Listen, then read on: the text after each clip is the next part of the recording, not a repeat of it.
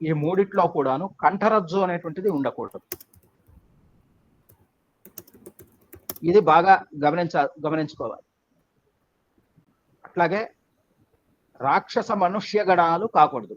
అంటే స్త్రీ రాక్షసం కర్తవ్యం, పురుష రాక్షసం న కర్తవ్యం అని చెప్పేసి మనకు ఒక విషయాన్ని చెప్పాడు. పురుషుడు రాక్షసుడు అయినా పర్వాలేదు కానీ స్త్రీ రాక్షసి కాకూడదు అని. ఎందుకంటే గృహానికి దీపం ఇల్లాలు అని చెప్తారు. అటువంటి గృహంలో స్త్రీ ఎప్పుడైతే రాక్షస అవుతుందో ఆ ఇల్లు సర్వనాశనం అవుతుంది. ఇది బాగా గుర్తుంచుకోవాలి. అయితే ఈ స్త్రీ రాక్షసానికి సంబంధించిన విషయంలో కూడాను కొన్ని నక్షత్రాలకు, కొన్ని రాసులకు మాత్రము రాక్షసత్వాన్ని ఆపాదింపబడలేదు. కాబట్టి అటువంటి వాటితోటి వివాహం చేయవచ్చు. అయినా కూడా దీపాన్ని తాకిన దాని యొక్క సెగ తాకకుండా మనకు ఉండదు. ఇన్ కేస్ ఆఫ్ శతభిష నక్షత్రం ఉంది, అది కుంభరాశిలోకి వస్తుంది, కానీ రాక్షసగణమే. ఆ రాక్షసగణానికి వివాహం చేయవచ్చా చేయకూడదా అంటే చేయవచ్చు, కానీ ఆ యొక్క స్త్రీ రాక్షసిగానే ఉంటుంది. ఏదో ఒక రూపకంగా గొడవ పడుతూ ఉండటం భర్తతో, అట్లా ఉండటం అనేటువంటిది. అంటే మళ్ళీ ఇక్కడ ఆ అమ్మాయికి ప్రేమ కూడాను అతిగానే ఉంటుంది. రాక్షసత్వం ఎట్లా అయితే ఉంటుందో, అంటే రాక్షస ప్రేమ అంటారు కదా, ఆ రాక్షస ప్రేమతోటి భర్తను వదిలిపెట్టకుండా ఉంటుంది. భర్త మీద అనుమానం ఎక్కువగా ఉంటుంది ఈ యొక్క రాశుల వాళ్ళ. సో ఇటువంటివన్నీ కూడాను ఉంటాయి. ముఖ్యంగా ఈ 18 గుణాలు, 16 గుణాలు, లేకపోతే 36 గుణాలు అనేటువంటి వాటిని, ఈ గుణాల సంఖ్య అనేటువంటిది తీసివేసేయండి జాతకాలలో.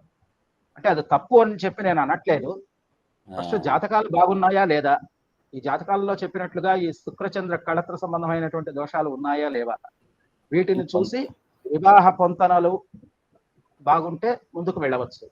నా ఉద్దేశంలో నైదనతార ఉండొచ్చు. అబ్బాయి నుంచి అమ్మాయికి, అమ్మాయి నుంచి అబ్బాయికి నైదనతార ఉండొచ్చా, ఉండకూడదు?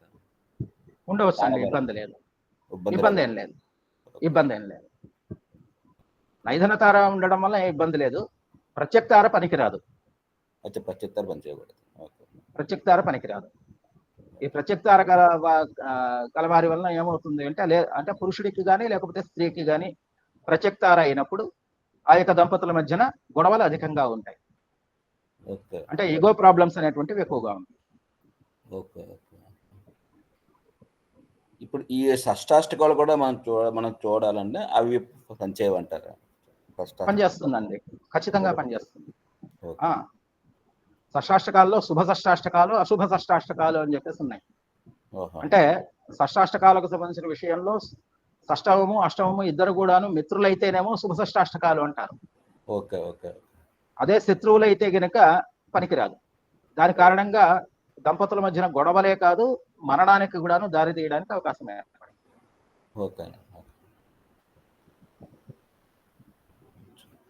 సార్ ఇంకేమైనా డౌట్స్ ఉన్నాయండి? సార్ మళ్ళీ ఒక అవకాశం తీసుకోండి సార్ దయచేసి. తప్పకుండా సార్. ఏ విషయంలో చెప్పమంటారు? వెల్కమ్ సార్, మీరు ఏది చెప్పినా అమూల్యమైంది. అయ్యో తప్పకుండా అండి, తప్పకుండా. ఈసారి తీసుకున్నప్పుడు పంచమ భావాన్ని తీసుకున్నాం సార్. అసలు సంతానము అంటే ఏమిటి?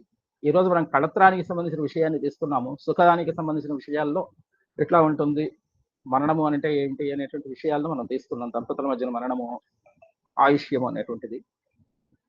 ఈసారి మనం తీసుకున్నప్పుడు పంచమ స్థానాన్ని తీసుకున్నాం. అలాగే బుద్ధిమాంద్యం విషయంలో కూడా కొంచెం తెలియజేయండి గురుగారు. అదే సార్, ఇప్పుడే చెప్పేస్తాను. అదే పెద్ద విషయం ఏం లేదు. బుద్ధిమాంద్యానికి సంబంధించిన విషయంలో బుధరాహువుల కలయిక ఉన్నట్లయితే, లగ్నాతి ఎక్కడైనా సరే బుధరాహువుల కలయిక ఉంది అని అంటే బుద్ధిమాంద్యం ఏర్పడడానికి అధికంగా ఉంటుంది. ఒకవేళ బుధ కేతువులు కలయిక ఉన్నట్లయితే వాడికి జెనెటికల్ ప్రాబ్లం వలన బుద్ధిమాంద్యం ఏర్పడడానికి అవకాశం ఉంటుంది. బుధ శనుల కలయిక ఉన్నట్లయితే వాడికి కొంతకాలము బాగా రైజింగ్లో బాగా చదివినటువంటి వాడు కొంతకాలం తర్వాత వాడికి బుద్ధిహీనత ఏర్పడి అంటే ఆలోచనలు ఇవన్నీ కూడాను మార్పులు చెంది అనేక విషయాల ఆసక్తి పొంది వాడికి ఏవి కూడాను జ్ఞాపకము అనేటువంటివి లేకుండా అయిపోతూ ఉంటాయి. అంటే చదివినటువంటిది జ్ఞాపకం లేకుండా పోతూ ఉంటుంది. ఇది ముఖ్యమైనటువంటి గ్రహాల కలయిక. ధన్యవాదాలండి. మరొక విన్నపం అండి. సార్ మీరు పంచాభావం చెప్పినప్పుడు సార్. సూత్రాలు కొద్దిగా స్లోగా చెప్తే రాసుకుందాం అనుకున్నాం. రాసుకుని స్పీడ్గా చెప్తారు కొద్దిగా. సార్ సార్ రాసుకుంటాం కొద్దిగా సార్. తప్పకుండా సార్. ఈసారి నేను రిపీట్ చాలా నిదానంగా చెప్తాను. చెప్పండి. రిపీట్ చేసినా చాలు, రెండో సార్. Thank you. తప్పకుండా సార్, తప్పకుండా. ఇప్పుడు మళ్ళీ ఒకసారి రిపీట్ చేయమంటారా?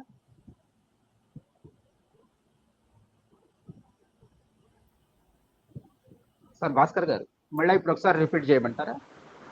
అభ్యంతరం లేదు, కానీ చాలా సూత్రాలు అని చెప్పిన టైం పడుతుంది, అందరూ అంటారు. రికార్డింగ్ ఉందిలేండి, రాసుకుంటాం మళ్ళీ సార్.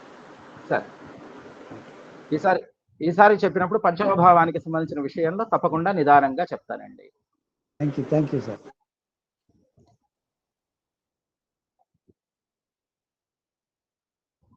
అంటే దానికి ఏమైనా పాపగ్రహ సంబంధం ఉన్నాము? పాపగ్రహ సంబంధం ఉంది అంటే డైవర్స్ కారణం అవుతుంది. డైవర్స్ కు ముఖ్యంగా వచ్చేసి శుక్ర రాహువులే కారకులు అవుతారు. బుధుడు కేవలము ప్రేరేపితుడు మాత్రమే. బుధుడు ప్రేరణ కల్పిస్తే కళత్రాధిపతితో కానీ లేకపోతే లగ్నాధిపతితో పాపగ్రహ సంబంధం కానీ పాపగ్రహ యుతి కానీ ఉన్నప్పుడు ఈ డైవర్షన్స్ కు, అట్లాగే ఒకవేళ డైవర్షన్ లేకపోయినా మరొకరితో ఉండడానికి, అది స్త్రీ పురుషులు ఎవరైనా కావచ్చు, మరొకరితో రిలేషన్ జరపడానికి అవకాశాలు లభిస్తాయి. ఒకసారి చెప్పండి సార్, ఇంకొకసారి చెప్పండి సార్.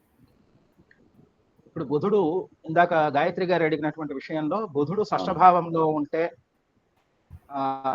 డైవర్షన్ జరగడానికి అవకాశం ఉంటుందా అని చెప్పేసి అడిగారు. అయితే దానికి సంబంధించిన విషయంలో ఆ బుధుడు పాపగ్రహ సంబంధ యుతుడై ఉంటే ముఖ్యంగా తీసుకోవాల్సింది.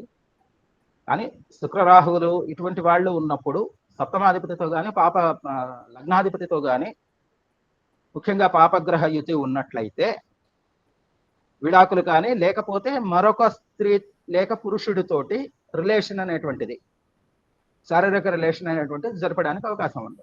అంటే వివాహమే చేసుకుంటే కళత్రము అని కాదు. ఇక్కడ వివాహం లేకుండా రిలేషన్లలో ఉన్నా కూడాను కళత్రాలుగానే తీసుకోవాల్సి ఉంటుంది.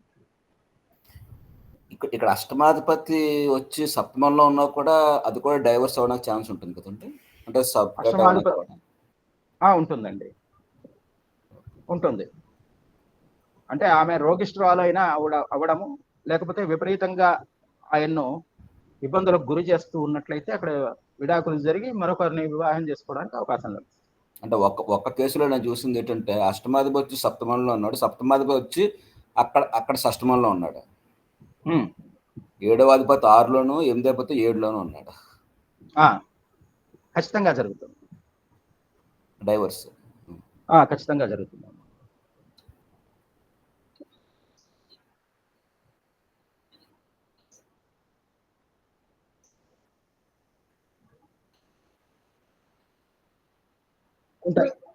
ఉంటాయమ్మా. వక్రగతి పొందినటువంటి గురువు కారణంగా వివాహ ఆలస్యము అనేటువంటిది జరుగుతుంది.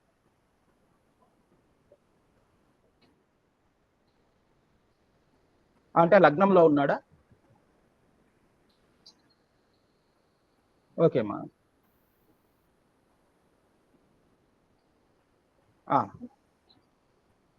అంటే దాని కారణంగా ఏంటంటే భార్యాభర్తల మధ్యన విపరీతంగా గొడవలు అనేటువంటివి ఉంటాయి. అంటే శారీరక సమతుల్యత అనేటువంటిది ఉండదు. ఇక్కడ శారీరక సమతుల్యత అనేటువంటిది లేకపోవడం కారణంగా యుగ ప్రాబ్లమ్స్ అనేటువంటివి స్టార్ట్ అవుతాయి. ఇక్కడ దాని కారణంగా గొడవలు పడతాయి.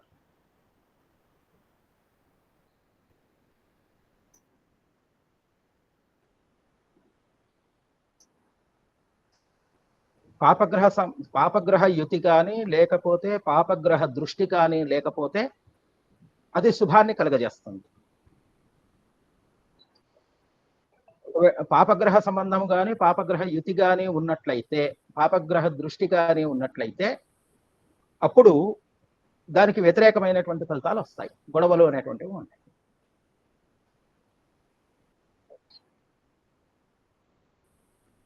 ఆ మకర కుంభ లగ్నాలు అయినా కూడా.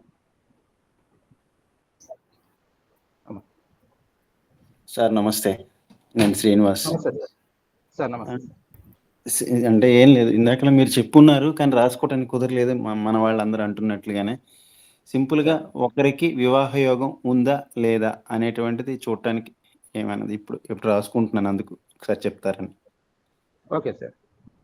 వివాహానికి సంబంధించిన విషయంలో ముఖ్యంగా లగ్న సప్తమాధిపతుల నవాంశలు చూసుకోవాలి. లగ్న సప్తమాధిపతుల నవాంశను చూసుకున్నట్లయితే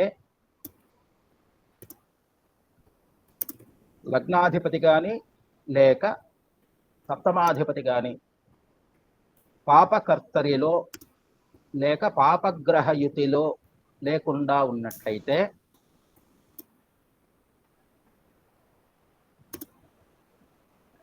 లగ్నాధిపతి యొక్క దశయందు కానీ సప్తమాధిపతి యొక్క దశయందు కానీ పంచమాధిపతి యొక్క దశయందు కానీ లేక విదశ సూక్ష్మదశ ప్రాణదశలు ఏవైతే ఉన్నాయో ఆ యొక్క కాలాలలో, అంటే సప్తమాధిపతి యొక్క విదశ పరదశ పర్యావంతర దశ అంటాం మనం. ఆ యొక్క దశలలో సూక్ష్మ దశలలో కూడాను వివాహం జరగడానికి అవకాశం అనేటువంటిది ఉంటుంది. పాపగ్రహ యుతి ఉండకూడదు. సప్తమాధిపతి అస్తంగత్వాది దోషములు కూడాను పొంది ఉండకూడదు. అట్లా లేకుంటే ఖచ్చితంగా వివాహము అనేటువంటిది జరిగి తీరుతుంది. ఆ యొక్క దశల యందు మనం వివాహం జరుగుతుంది అని చెప్పి ఘంటాపదంగా గట్టిగా చెప్పవచ్చు.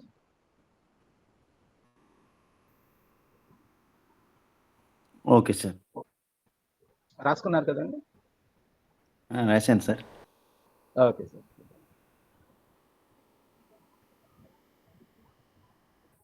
తమ పరిశోధనాంశం బ్లడ్ గ్రూప్స్ అన్నారు కదా గురుగారు?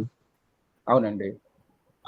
అప్పుడన్నా ఒకసారి ఏదైనా ఉదాహరణ జాతకాలతో ఏవైనా మీ పరిశోధనాంశాలు తెలియజేస్తే సంతోషం అండి. ఇప్పుడు మీ జన్మ నక్షత్రం ఏంటి? ఆశ్లేష అండి. ఆశ్లేష ఎన్నో పాదము? 4 అండి.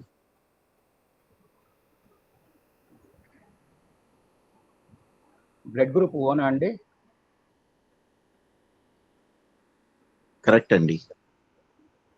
అది సార్. అంటే మనం నక్షత్ర పాదాన్ని బట్టి బ్లడ్ గ్రూప్ ఏమిటి అనేటువంటి దాని మీద నేను దాదాపుగా ఒక 16 సంవత్సరాల పైన నేను రీసెర్చ్ చేశాను దాన్ని. అబ్బా, గ్రేట్ సార్. అయితే దాంట్లో కూడాను 80 నుంచి 85% మాత్రమే కరెక్ట్గా వచ్చాయి. కొన్ని ఎందుకు మనకు తేడా వస్తూ ఉంటుంది అంటే, చంద్రుడి యొక్క డిగ్రీస్ తేడా ఏదైతే ఉంటుందో, అంటే పాదములో చంద్రుడు యొక్క స్థితిని బట్టే మనకు మన యొక్క జన్మ పాదము ఎంత గడిచింది ఏమిటి అనేటువంటిది తెలుస్తూ ఉంటుంది. ఆ యొక్క పాదాన్ని బట్టే ఇక్కడ ఏబిఓ అనేటువంటి 3 గ్రూపులను ఏర్పరచుకొని మళ్ళా ఏ నెగటివ్ ఓ నెగటివ్ అనేటువంటి మరో 2 గ్రూపులను ఏర్పరచుకుంటూ ఉన్నాం. ఉదాహరణకు అశ్వని నక్షత్రము మేషరాశిలో ఉంటుంది. అశ్వని నక్షత్రము మేషరాశిలో ఉన్నప్పుడు అశ్వని 1వ పాదం, ఈ యొక్క 1వ పాదము లేక 4వ పాదం, ఈ 2 కూడాను ఏ గ్రూప్లోకి వస్తాయి. దీనికి చంద్రుడు ఇంకా కొద్దిగా డిగ్రీలు వెనక్కి ఉన్నట్లయితే, అంటే మేషము అశ్వని మొదటి పాదములోకి వస్తూ ఉండంగా వెనక్కి ఉన్నటువంటి డిగ్రీలు ఏవైతే ఉన్నాయో, అంటే పూర్తిగా వచ్చి ఉండాడు. నక్షత్ర సంధి అంటాం, రేవతి అశ్వని నక్షత్ర సంధి. ఈ రేవతి అశ్వని నక్షత్ర సంధి వచ్చినప్పుడు ఏ నెగటివ్ కావడానికి అవకాశం ఉంటుంది. ఇట్లా దీనిపైన రీసెర్చ్ చేశాను.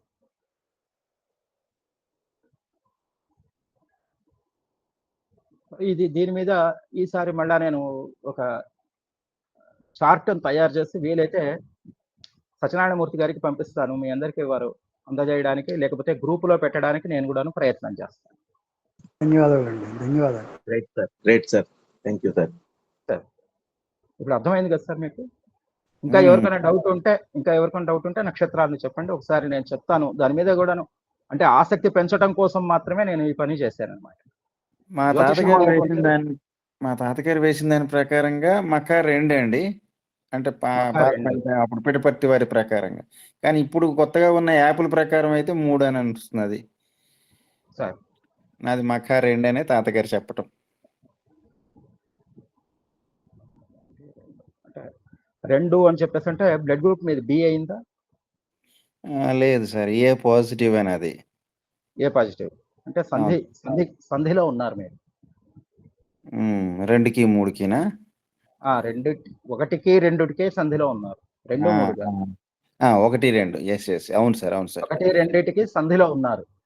ఆ, అంటే 2 కూడాను పూర్తి 2లోకి రాలేదు, ఇంకా 1లోనే రాలేదు. ఉన్నారు. ఓకే. సో మఖా 1వ పాదం కిందకే మీది లెక్క. అలాగే సార్. అదే అండి. Thank you sir. వెల్కమ్ అండి. గాయత్రి గారు, ఇంకా మీకు ఏమైనా డౌట్స్ ఉన్నాయమ్మా?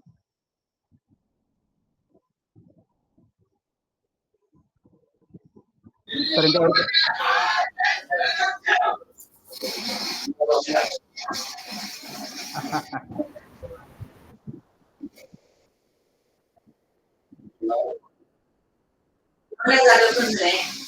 అమ్మా వక్రించినటువంటి గ్రహం ఏదైనా సరే ఒక చంద్ర రవులకు మాత్రమే వక్రము అనేటువంటిది లేదు. మిగిలినటువంటి గ్రహాలకు అసంగత్వాది దోషాలు ఉన్నాయి, వక్రాది దోషాలు ఉన్నాయి. బుధుడికి చాలా తక్కువగా వక్రము అనేటువంటిది ఉంటుంది. గురువుకు వక్రదోషము అనేటువంటిది ఏర్పడడం వలన ఏంటి అంటే, ఇప్పుడు గోచార రీత్యా తీసుకున్నట్లయితే గురువు యొక్క వక్రభావం, ఆ గురువు ఏ స్థానంలో ఉన్నారు అనేటువంటిది ముఖ్యంగా తీసుకోవాలి. ఒకవేళ లగ్నంలో ఉన్నారు అంటే ఆ వ్యక్తికి మానసికమైనటువంటి చికాకులు ఎక్కువగా ఉండడము, ఆరోగ్య సమస్యలు అనేటువంటివి ఎక్కువగా ఉండటం వలన ధన వ్యయము అనేటువంటిది జరుగుతుంది. దీని కారణంగా పిచ్చి పట్టిన వాడిగా తిరుగుతూ ఉంటాడు. ఇది 2వ స్థానానికి వచ్చినట్లయితే వాక్ సంబంధమైనటువంటి విషయాల్లో నోటి దురుసుతనము ఇటువంటివి ఏర్పడి దాని కారణంగా ఇబ్బందులకు గురి కావడానికి అవకాశం ఉంది. తృతీయంలో వక్రగతిలో ఉన్నట్లయితే సంతానము చేత అన్నదమ్ముల మధ్యలో గొడవలు అనేటువంటివి ఎక్కువగా వస్తాయి. చతుర్థంలో ఉన్నట్లయితే కుటుంబ కలహాలు అనేటువంటి కారణం చేత మానసిక ఇబ్బందులు అనేటువంటివి ఉంటాయి. ఇది ముఖ్యంగా గురువుకు సంబంధించిన విషయం మాత్రమే. ఇట్లా ఒక్కొక్క గ్రహానికి కూడాను గోచార చంద్రిక అనేటువంటి, గోచార చింతామణి లేక గోచార చంద్రిక అనేటువంటి గ్రంథం ఉంది. దాన్ని తీసుకున్నట్లయితే అన్ని విషయాలు చాలా విపులంగా మనకు తెలుస్తాయి. గోచార చంద్రికలో చాలా విపులంగా చెప్పారు.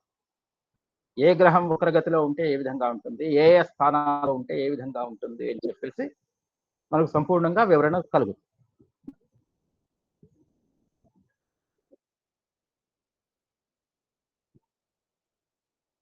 అమ్మా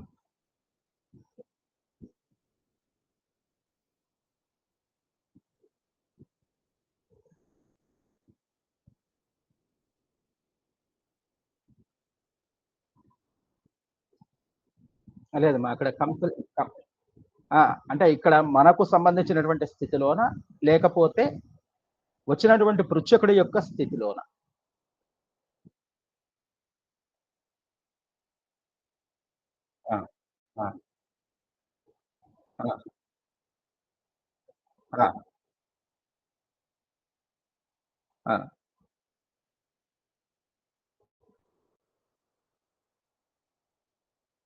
అదేమ్మా. అంటే ఇప్పుడు ఇక్కడ ఒకటి ముఖ్యంగా చంద్రకేతువులు పరస్పరమైనటువంటి ఇదిలో ఉన్నప్పుడు, అంటే నక్షత్రాలలో ఉన్నప్పుడు అట్లాగే దశమాధిపతి ఎక్కడ ఉన్నాడు, ఇది బాగా గమనించుకోవాలి. దశమాధిపతి యొక్క స్థితి ఎట్లా ఉన్నది, ఆ దశమాధిపతి యొక్క స్థితిని తీసుకుంటే ఆ దశమాధిపతి ఇక్కడ ఇక్కడ దశ అంతర్దశలు ఏవైతే ఉన్నాయో ఆ దశ అంతర్దశలలో ఆ దశమాధిపతి యొక్క దశ గాని, అంతర్దశ గాని, విదశ గాని, సూక్ష్మదశ గాని, ప్రాణదశ గాని, ఈ యొక్క కాలాలలో ఉద్యోగ ఉన్నతి అంటే ఉద్యోగానికి సంబంధించిన విషయంలో ఉద్యోగ ఉన్నతి అనేటువంటిది లభిస్తుంది. అంటే ఇక్కడ దశమాధిపతికి ఇక్కడ చంద్రకేతువుల యొక్క ఇది ఉన్నా కూడా పరస్పరమైనటువంటి వైరుధ్యంతో ఉన్న ఆ గ్రహము ఇక్కడ ఈ యొక్క గ్రహం అక్కడ ఉండి ఉన్నా కూడా దశమాధిపతి యొక్క స్థితినే ఇక్కడ గమనించాలి. ఆ దశమాధిపతి యొక్క స్థితిని గమనించినప్పుడే ఉద్యోగం కరెక్ట్ గా వస్తుందా రాదా, ఉన్నతి కలుగుతుందా లేదా అనేటువంటి విషయాన్ని చెప్పగలుగుతాం. కేవలం ఈ చంద్రకేతువుల యొక్క నక్షత్ర స్థితిని బట్టి మాత్రము ఎప్పుడూ కూడాను చెప్పకూడదు. అదం ఓకే, అందరికీ అర్థమైనట్లే కదా అన్ని విషయాలు? Okay sir.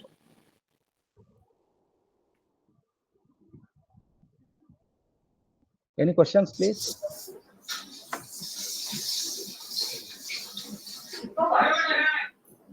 సార్ మగ నక్షత్రం ఒకటి వెయ్యి సార్ బ్లడ్ గ్రూప్ నక్షత్రానికి మఖ ఒకటికి మధుసూదన్ గారు సరిగా అర్థం కాలేదు సార్. మగ నక్షత్రం 1వ పాదం బ్లడ్ గ్రూప్ ఏమిటి? ఏ ఉంటుందండి? ఏనేనా?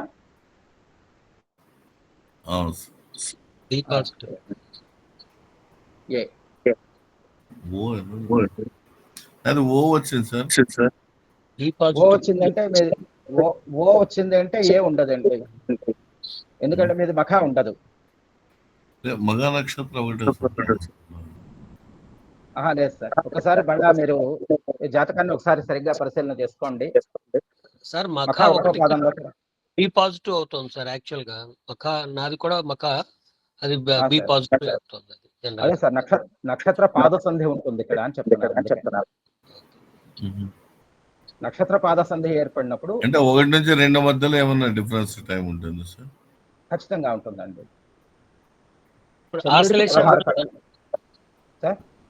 ఆశ్లేష 4 అనుకున్నప్పుడు సార్, ఆశ్లేష 4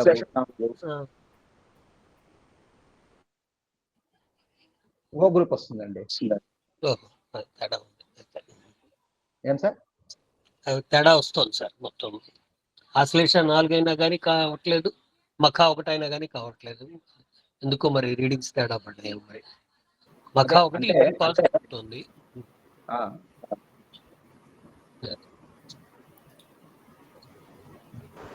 గురుగారు చార్ట్ పెడితే దాని ప్రకారం చూసుకోవడం కరెక్ట్.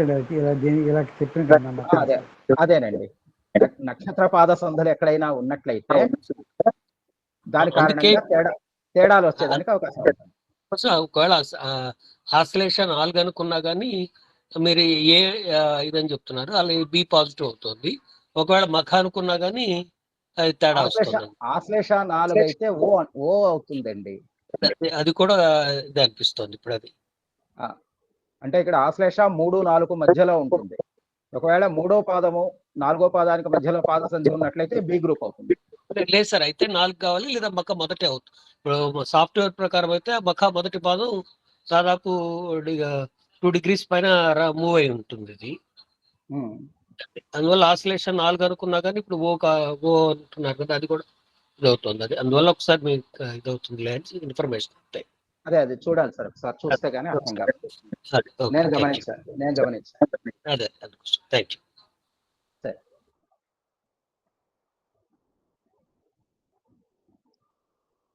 ఓకే సార్, అందరికీ డౌట్స్ అన్ని క్లియర్ అయినట్లే కదా సాధ్యమైనంత వరకు? అయ్యే సార్. అయ్యి సార్. అందరికీ మరొకసారి ధన్యవాదాలు. నాకు ఈ యొక్క అవకాశాన్ని కలిగించినటువంటి సత్యనారాయణమూర్తి గారికి, గురువు గారికి మరొకసారి ధన్యవాదాలు తెలియజేస్తాను. Thank you very much sir. Thank you Sainath Sharma garu. Thank you Sainath Sharma గారు. మా గ్రూప్ తరఫున మీకు ధన్యవాదాలు. ఎందుకంటే మీ అమూల్యమైనటువంటి కాలాన్ని వెచ్చించి మా విద్యార్థులకు మీ యొక్క సలహాలు, మంచి చెడ్డలు అన్ని వివరించారు. వాళ్ళు అడిగిన ప్రశ్నలన్నిటికీ సమాధానాలు చెప్పారు. చాలా సంతోషం. మరి ఎప్పుడైనా మేము పిలిస్తే మీరు వచ్చి మా విద్యార్థులకు తమ యొక్క జ్ఞానాన్ని పంచగలరని ఆశిస్తున్నాను. సార్, ఇక్కడ ఉన్నటువంటి వారందరూ జ్ఞానులే. అయ్యో, వారందరూ జ్ఞానులే. No no no, everybody is a student. అదే సార్, నేను కూడా స్టూడెంట్నే. నేను కూడా తెలుసుకోవడానికి మొట్టమొదట్లో అంటారు కదా సార్, అలాగే అందరూ స్టూడెంట్స్. అది అందరూ నిత్య విద్యార్థులమే, ఎవరు నిష్ణాతులం కాదు. ఒక భగవంతుడు తప్ప ఎవ్వరు నిష్ణాతులు కాదు.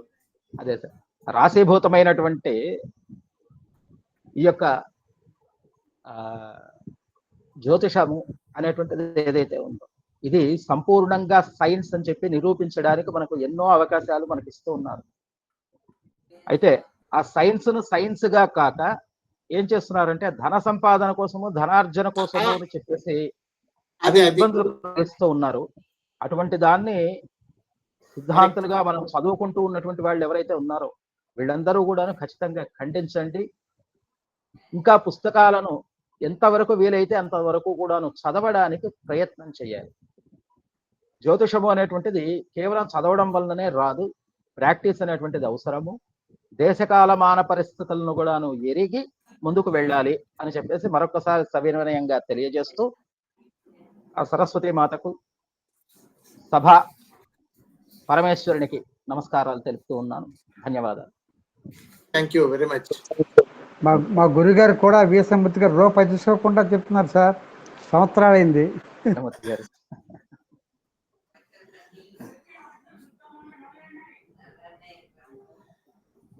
సార్, అందరికీ ఓకే సార్.